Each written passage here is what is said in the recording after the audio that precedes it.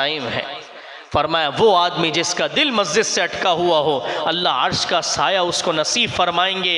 ये मस्जिद से दिल अटकना दोस्तों हकीकत में अल्लाह के साथ मोहब्बत है, अल्लाह के साथ ताल्लुक़ है, हसरत है दिल में कि काश मैं दोबारा मस्जिद चला जाऊँ। इसी के ज़ेल में उलमा ने बड़ा अजीब वाक़िया लिखा है। फरमाया हज़रत अब्दुल्लाह इब्न मुबारक रहमतुल्लाह अलैह, मैंने पहले भी ये सुनाया है, शेखुल इस्लाम मुफ्ती तक़ी उस्मानी साहब ने ख़ुद ये वाक़िया अपनी किताब में लिखा कि अल्लाह से मोहब्बत की हसरत, दिल का ताल्लुक़, दिल का मस्जिद से जुड़ना, दीनी चीज़ों के लिए हसरत रखना, अल्लाह उसका कैसा बदला नसीब फरमाते हैं। अब्दुल्लाह इब्न मुबारक रहमतुल्लाह अलैह बहुत बड़े दर्जे के मुहद्दिस गुज़रे हैं, बहुत बड़े दर्जे के बुज़ुर्ग गुज़रे हैं। उनका इंतकाल हुआ और मुहद्दिस भी गुज़रे हैं।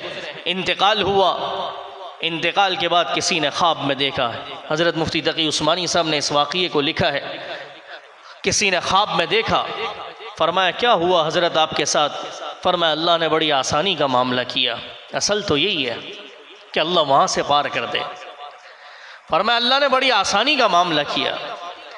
कहा, देखने वाले ने जब देखा तो कहा बहुत अच्छा। साथ अब्दुल्लाह इब्न मुबारक रहमतुल्लाह अलैह ने एक अजीब बात बोली। फरमाया लेकिन मेरे घर के सामने जो एक लोहार रहता था, लोहे का काम करने वाला, मेरे से बड़ा मकाम अल्लाह ने उसको दिया है। सुभान अल्लाह।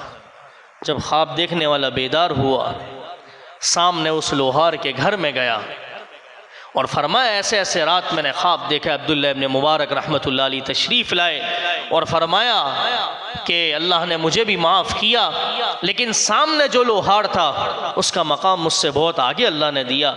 उसकी अहलिया से पूछा बताओ क्या बात थी, क्या मामला था?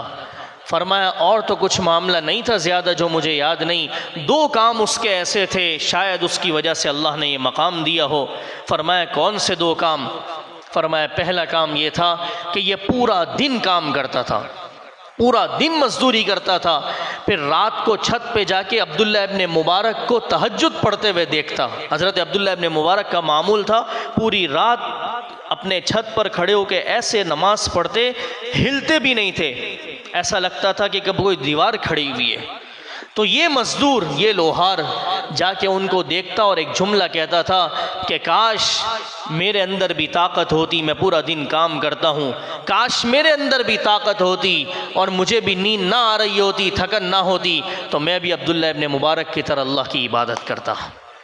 हसरत, हसरत, मैं भी इनकी तरह अल्लाह की इबादत करता।